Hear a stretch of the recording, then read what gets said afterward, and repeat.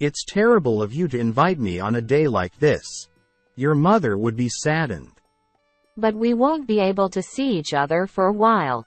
And during this time, I can forget about sad things, right? On the day of the mother's funeral, peeking into the family waiting room, I saw my husband and sister entwined naked. Even if it's just for now, I'll help you forget your sorrow. I feel sorry for Nancy. Though I couldn't see their faces, I sensed a faint laughter in my sister's words.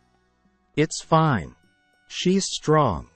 Besides, compared to Amy, she'll look ugly no matter how she cries. Hey. She's still my sister, you know. I couldn't forgive the quietly laughing pair and was about to open the sliding door with my smartphone in hand. But my hand stopped dead at the next words my sister uttered. Surely it's a lie, isn't it? I felt my anger, trembling hands, and the pounding of my heart all rapidly quiet down. I'll never forgive her. Just as when I came in, I quietly left the waiting room. I had no doubt about what I was about to do. Even if my sister's life ends, I won't care one bit. No matter what happens from now on, I'll never forgive my sister for the rest of my life. I'm Nancy, 25 years old. I work in product development at a cosmetics company, a job I've been interested in and find very fulfilling. Last year, I married my boyfriend of 4 years, Jason. We met as classmates in the university tennis club. Why did you choose this club, Nancy? There was another tennis club, wasn't there? Oh, I heard the other one focused more on drinking. I probably wouldn't get along with people who prefer that kind of thing. Plus, I just wanted to enjoy playing tennis. Really? Me too. I'm not naturally social, so I struggle with socializing. We happened to sit next to each other at the freshman orientation the year after we enrolled. Jason seemed nervous talking to women, and without an opportunity like that, we might not have spoken until graduation. It was rare for me to find someone who I got along so well. After that day, we started talking and playing tennis together, and eventually, our relationship developed.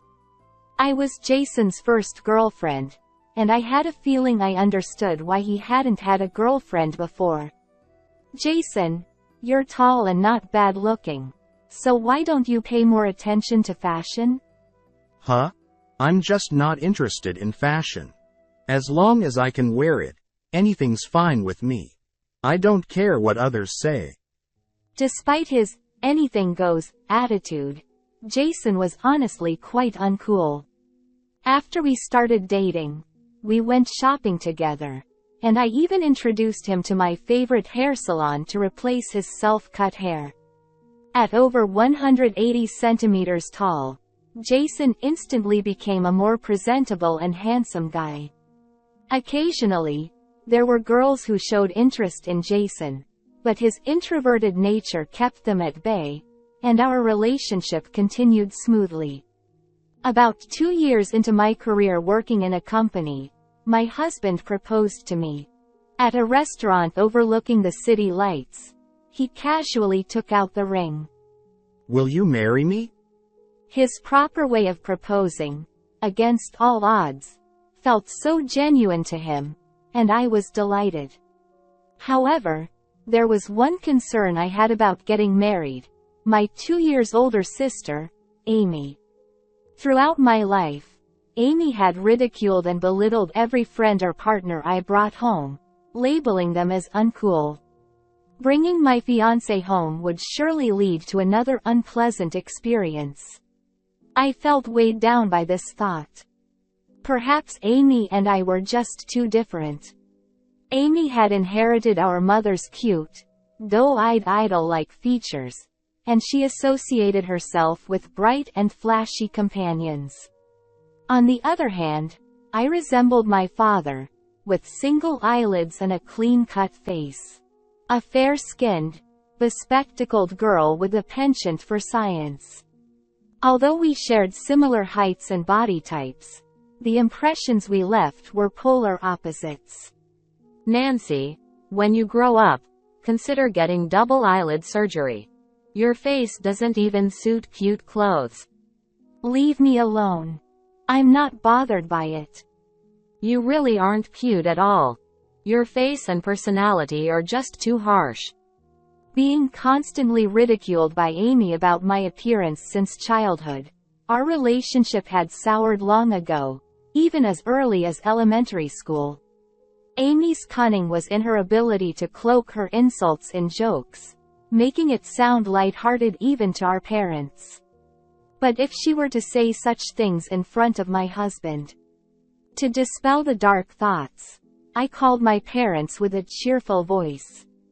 When we visited our parents to announce our marriage, my sister Amy, who had been married for 3 years, eagerly awaited us. Of course, her husband Justin was there too. Amy and Justin lived near Justin's parents, just an hour away by bullet train. I'm Jason. I've been dating Nancy. I promise to make Nancy happy. Nice to meet you. Hey, Jason, no need to be so nervous. We won't eat you up or anything. Yeah. We're just grateful you're marrying Nancy. From the first greeting, my parents burst into laughter at my husband's nervousness, and the atmosphere remained lively and enjoyable throughout. My husband, dressed in a suit with his hair neatly styled, looked fantastic and handsome, even to me, his longtime partner. Jason, what do you do for work? Oh, I'm a systems engineer. Wow, really? That's cool. In a rare display, Amy showed kindness to my fiancé, who I had brought home. Though she had always belittled and ridiculed the friends and partners I brought home. Well, to be fair, my husband today is tall, handsome, and super attractive. Seeing the gleam in Amy's eyes, I felt a sense of superiority for the first time. Looking back, maybe the countdown to the end had already begun from that moment. Even if you say you're a systems something, it's all Greek to you, right, sis? Oh, come on. Nancy always makes fun of me. But seriously, I have no idea about the system thing. Oh, sorry. Even I don't understand. What kind of job is it? Father and Justin were also laughing heartily, and my husband seemed to be enjoying himself throughout. My parents had a great relationship, the ideal couple for me. I hoped that one day we could be a couple like them. In the evening, as my sister and her husband were about to leave, we decided to have dinner together on the way to the station. Hey, once the wedding settles down, how about the 4 of us go on a trip together? Maybe next summer. What do you think, Justin? It was the first time my sister had invited me on a trip. Perhaps she had matured during the time we had grown distant after getting married. Sure, that sounds good. If our schedules align, I would love to. I'd be happy if we could get along as families from now on. Yeah, sure. Justin was a kind person with a slightly chubby and gentle demeanor. Honestly, I was surprised when he first came to greet us. It might be rude to say, but he wasn't the type one had expected my sister to be with. It made me realize that love and marriage are indeed different things, which I oddly found myself accepting. I had thought that as we grew older, our relationship with my sister would improve, but that was a big mistake. After getting married, we planned to spend our first New Year's holiday at my parents-in-law's house and then visit my parents on the 3rd. My sister had come home for the New Year's on the 2nd, but it seemed Justin had to leave early due to prior commitments. Hey, since we're all together, let's go for lunch. Leaving our parents, who had already had lunch, we headed to a nearby restaurant with just the three of us. As we approached the restaurant, even though it was the third, it was still bustling with people. It's crowded. Let's stick together. Saying that, my sister linked her arm with her husband's. In that instant, I noticed my husband's face blush. It was our neighbor despite the crowd, so getting separated wouldn't be an issue. It's nice being tall. Feels reassuring having you next to me. My irritation flared up hearing my sister's cutesy voice, but I didn't want to ruin the New Year's mood, so I kept quiet. In the end, my sister kept clinging to my husband's arm from the restaurant until we got home. Also, I was irritated by my husband's lovesick expression. When we got home, my mother was busy preparing for relatives who were coming over in the afternoon. Hey, can you come shopping with me? I want to buy souvenirs for my husband. And look, things might be on sale after New Year's. Sure. Nancy, what about you? Wanting to help my busy mother since I was home, I declined.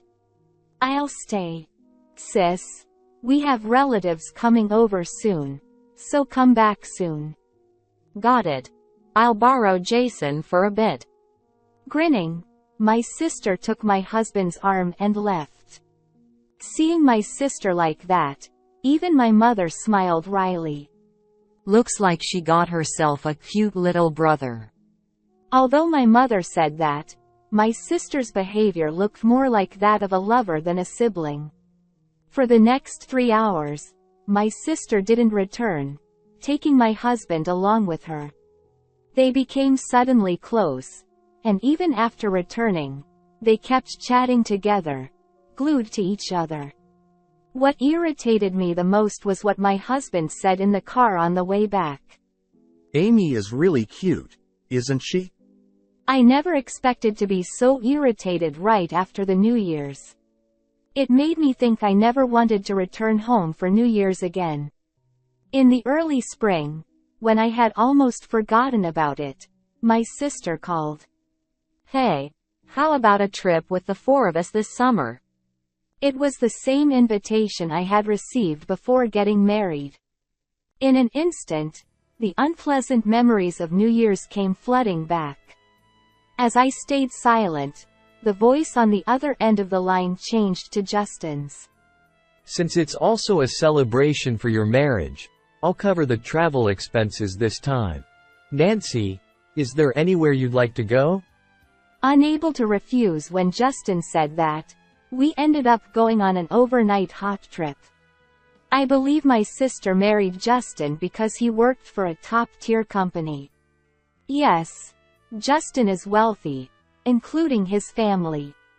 They have no children yet, and despite being in their late 20s, my sister quit her job immediately after marriage and became a homemaker.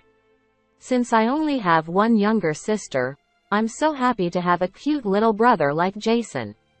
I wonder if she thinks calling him a brother is some sort of excuse.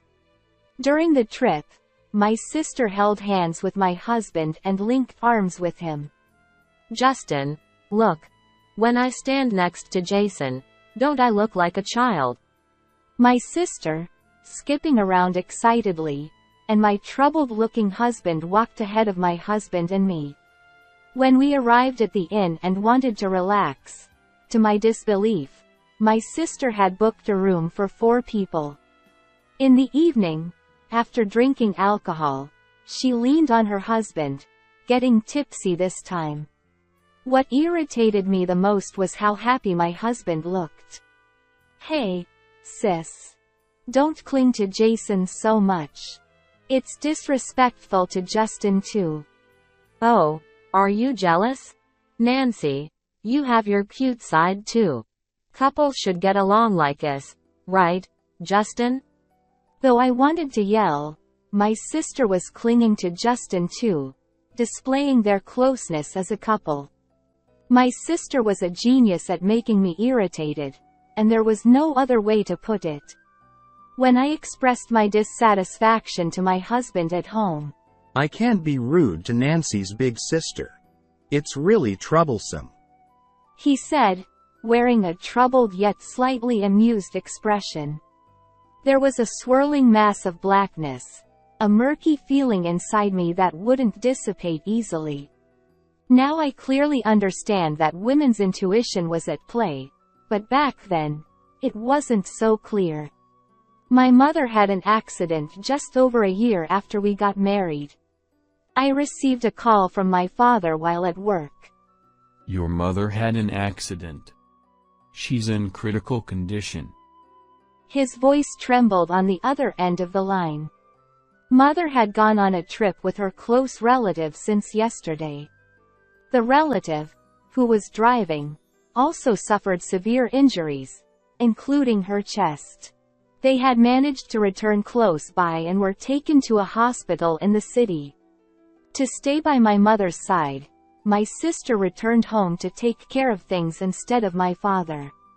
You must be worried, Nancy. I'll take care of things at home, so you can stay with your mother as much as possible. Thank you.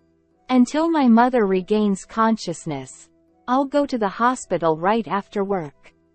My husband's kindness and affection supported my anxious heart. I truly felt grateful for being married at that moment. However, 5 days later, our hopes were shattered. My mother passed away without regaining consciousness till the end. Why did she have to go before me? I wish I could have at least said thank you before leaving. Unable to accept reality, my father didn't cry out loud. He simply held my mother's hand quietly. His sorrowful demeanor prevented me from crying out loud as well. Instead, I quietly wiped away my tears. My sister wailed loudly beside me, seemingly crying for both of us. In place of my absent-minded father, I took charge of arranging the funeral. It was sudden, so we decided to have a small funeral with only close relatives at a nearby funeral home. After the wake the next day, my father, sister, my husband, and I stayed overnight at the funeral home to spend the last night with my mother. My sister's husband went home once and returned the next morning with his parents for the farewell ceremony. It still feels like a lie that she's gone. Yeah, she told us she'd bring back souvenirs from the trip just the other day. We spent the last night with my mother, being careful not to let the incense burn out. The bereaved family room where we stayed had a space with a sofa and a table upon opening the door, and there was a room in the back.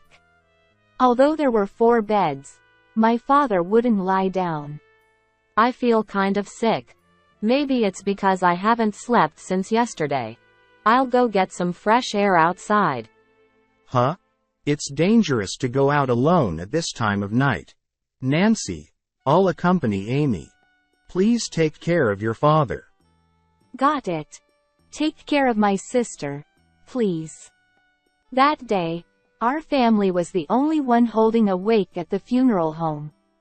After the staff left, it truly felt like it was just us.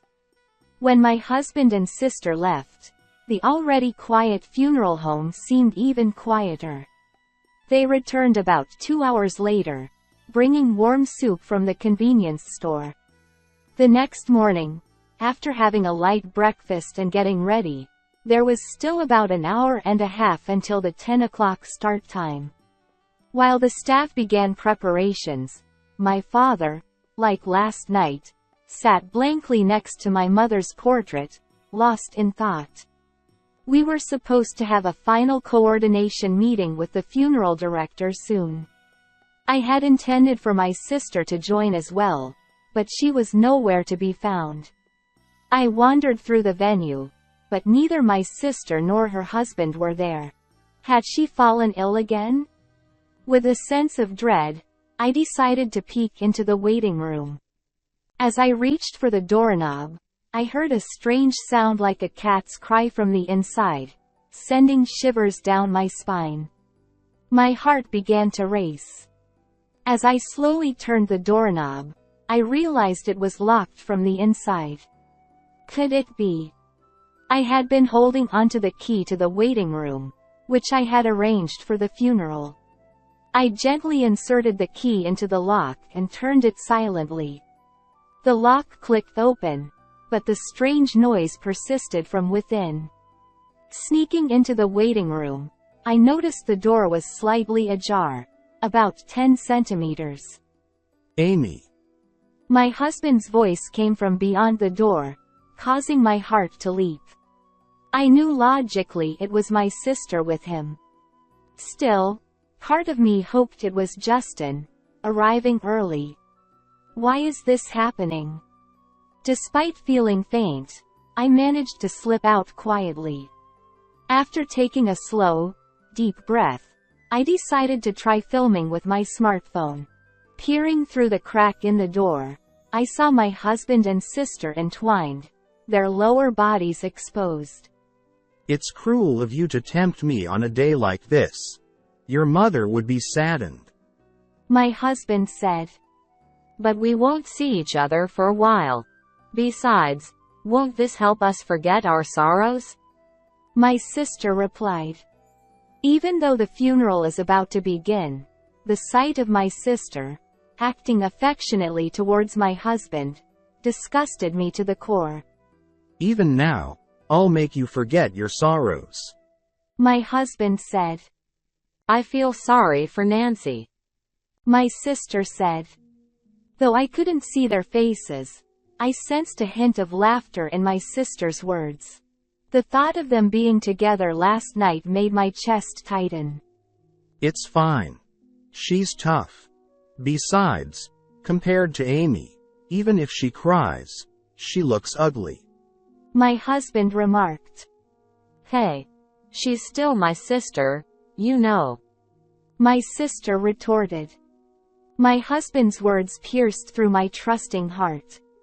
Unable to bear their whispered laughter, I decided to swing the door wide open. Just as I was about to lower my smartphone, my sister's next words froze me in place. But we must thank Mom. We got to spend 5 days together. I wish she could have held on a little longer. My sister said. Your mother was on our side. From now on, pretend to worry about your father and come home. My husband suggested. Hee, Jason is such a bad guy. My sister chuckled.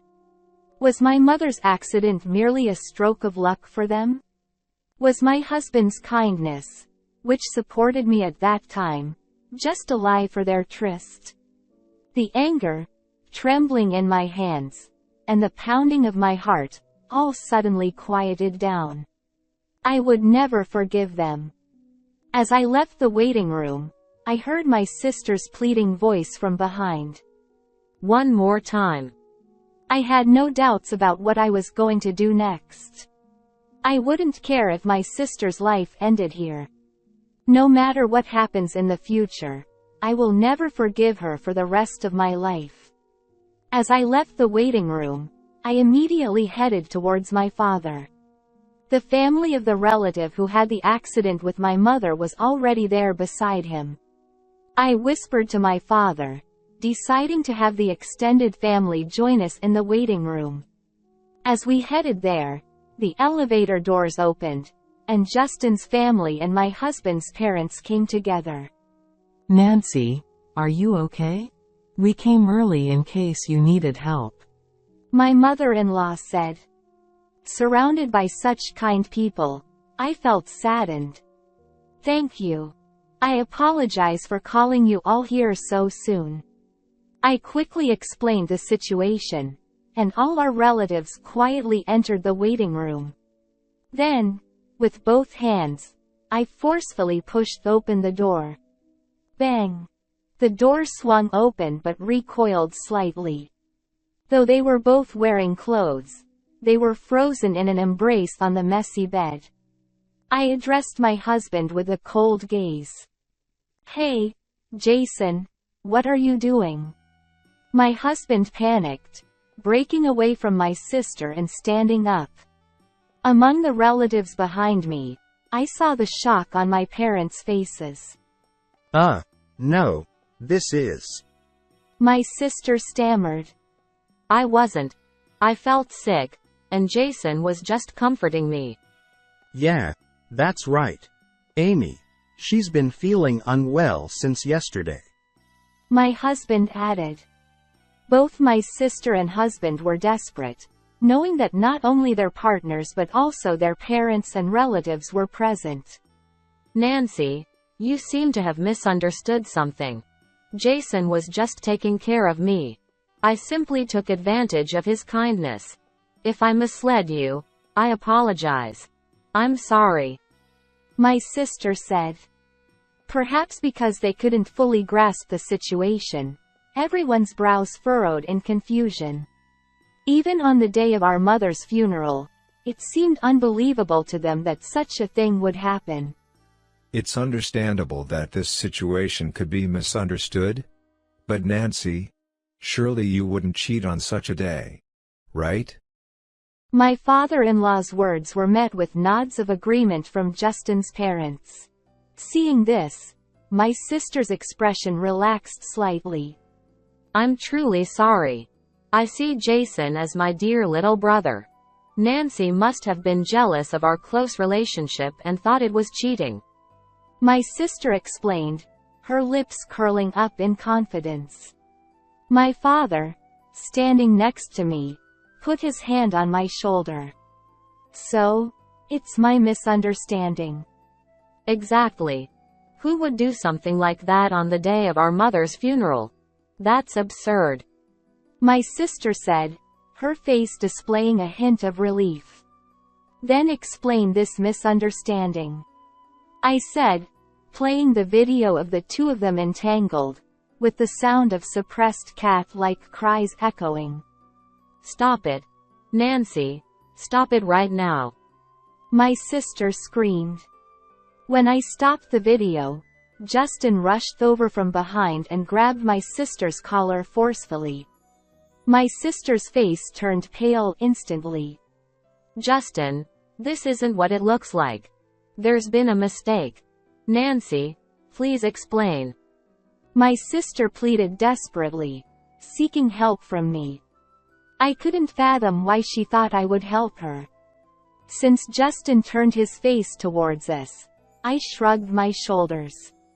Heaving a big sigh, Justin released my sister's grip, although he must have wanted to hit her. I've tolerated your selfishness before, but seducing your sister's husband crosses the line. Especially on the day of our mother's funeral? Despicable. Justin stated firmly. Justin, it's not like that. I was shocked about Mom and lost my senses. I'm sorry. I'm sorry. I'm done with you. Let's divorce. My sister collapsed weakly on the spot. At that moment, I pressed the play button on the video again. It was the scene I couldn't forgive. The conversation between my sister and my husband played out. But we must thank Mom. We got to spend 5 days together. I wish she could have held on a little longer. My sister said. Your mother was on our side. From now on, pretend to worry about your father and come home. My husband replied. I felt my father's hand, which was holding my shoulder, tighten. He let go of my shoulder and approached my sister in silence. With a swift motion, he slapped her across the face. And he slapped her face. Though it was a slap, my sister, who was sitting, was sent sprawling onto the floor. What nonsense about being shocked and losing your senses. I won't allow someone like you to attend Mom's funeral. Get out now. My father's angry voice resounded, and at the same time, my husband was sent flying through the air by a blow from my father-in-law. Dad, no, it's not like that. I'm sorry. Please, forgive me. Please let me stay. I'll apologize to Mom. My sister cried and pleaded, but my father silenced her with another slap across the face. Sobbing and begging, my sister collapsed onto the bed, unable to articulate anything coherent. My husband kneeled beside her, also bowing in apology, but both were dragged outside by the relatives. Nancy, please. I was just invited by your sister. Help me. Incredibly, my husband reached out to me for help even at this moment. I felt nothing but disgust at his audacity. I coldly pushed him away with emotionless words. Don't touch me with your filthy hands. Anyone else have to leave? Shocked by my words, my husband stood there with his mouth half open, before being dragged away.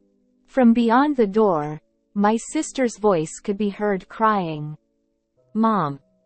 But no one paid attention as we all walked towards the funeral hall, leaving them behind. After that, my husband and I got divorced. With a swollen face from crying, my husband was forced by my parents-in-law to sign the divorce papers without any word. The settlement amount, exceeding the usual compensation, was paid in a lump sum by my in-laws without involving a lawyer. From now on, it seems that all his salary will be managed by his parents until the repayment to them is complete. My sister's marriage also ended immediately after that incident. She seemed unable to resist my father's words of not bringing any more shame upon the family. Having never heard my gentle father raise his voice, it must have been shocking for her to experience his anger.